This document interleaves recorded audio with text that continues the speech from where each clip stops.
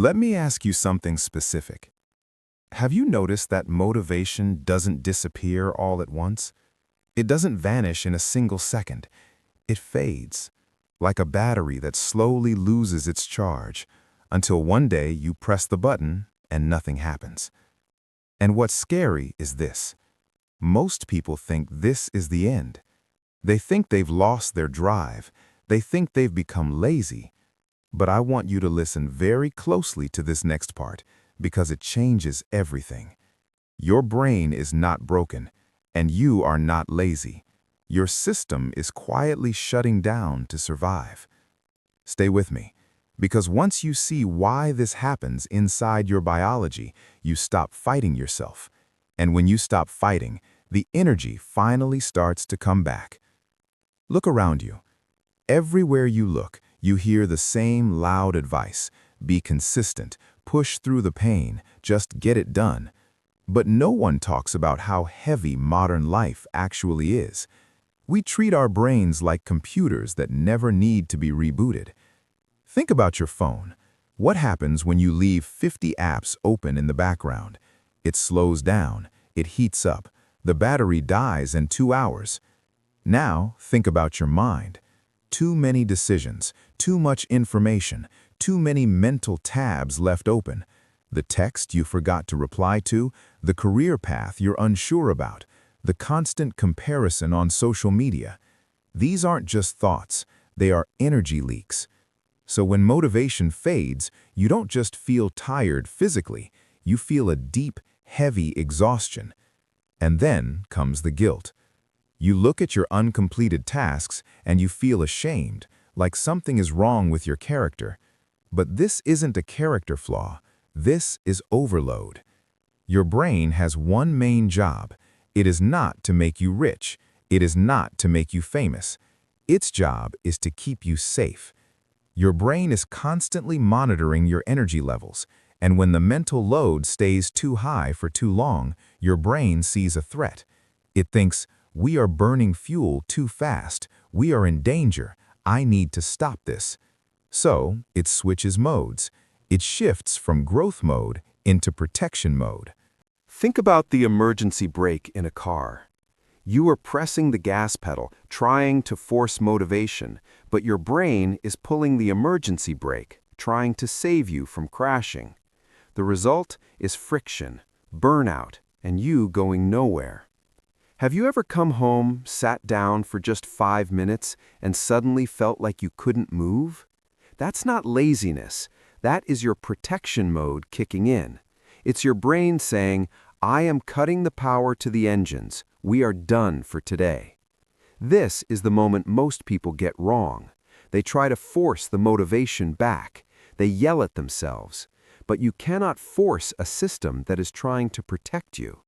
Motivation doesn't come back through pressure. It comes back through relief. But there is something even deeper we need to address, something we rarely admit to ourselves. When you stay in protection mode for too long, you don't just lose your energy, you lose your sense of self. You start to identify with the fatigue. You tell yourself, this is just who I am now. I am a person who can't finish things. I am a person who always fails. But that is the ultimate trick of an overloaded system. Your brain isn't just protecting you from work, it is protecting you from the possibility of disappointment. If you don't try, you can't fail. If you don't start, you don't have to face the fear of not being good enough. So your system stays quiet. It stays frozen. Not because you are weak, but because being invisible feels safer than being judged. Think about the cost of this safety, the dreams you've put on a shelf, the versions of yourself you've had to bury just to keep your head above water. You've been living in a house with the lights turned off, not because there is no electricity, but because you're afraid the bulbs will burn out if you use them. But a life based on avoiding the crash is not a life. It's a long, slow wait for a permission that never comes.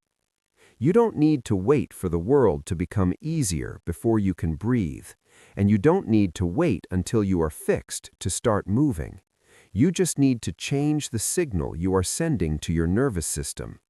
You need to show your brain that it is safe to be seen, safe to try, and most importantly, safe to fail. This is where the shift begins, not with a giant leap, but with the courage to let the pressure go. The problem isn't that you don't care. The problem is that you've been caring without rest. So how do we release the brake? How do we signal to the brain that we are safe? We don't need big life hacks. We need small pressure releases. Step 1. Shrink the menu. We underestimate the cost of decisions. Every choice costs biological currency. When you are in protection mode, you are bankrupt. So for a few days, simplify. Eat the same breakfast. Wear the same clothes. Stop optimizing. Your brain recovers when it decides less. Step 2. The pebble, not the mountain. Stop waiting for a big burst of motivation. Motivation follows action, but it only follows tiny action. If you look at a big project, your brain sees a mountain. It triggers the brake. Find the pebble. Ask yourself, what is the smallest thing I can do right now that feels completely safe? Maybe it's just opening the laptop. When you do something small and safe, your nervous system relaxes. The brake loosens. Step 3. Signal safety. Your body interprets urgency as danger. Rushing looks like danger. Scrolling looks like danger. You need to manually signal safety. Walk 10% slower. Breathe deeper. Sit in silence for 2 minutes without a phone. These are commands to your nervous system. They tell your brain the war is over. You can stand down. Motivation isn't broken. It's just resting. It's waiting for space. It's waiting for gentleness. It's waiting for you to stop treating yourself like a machine. When the load gets lighter, the brake is released. Motivation doesn't need to be forced. It returns quietly and naturally. Not as a frantic burst of panic, but as a calm desire to move forward. If this video felt personal, it's because you are not alone. We are all carrying invisible weights. You don't need to fix yourself today. You just need to be a little kinder to your system. If you want to understand your mind without the pressure, subscribe.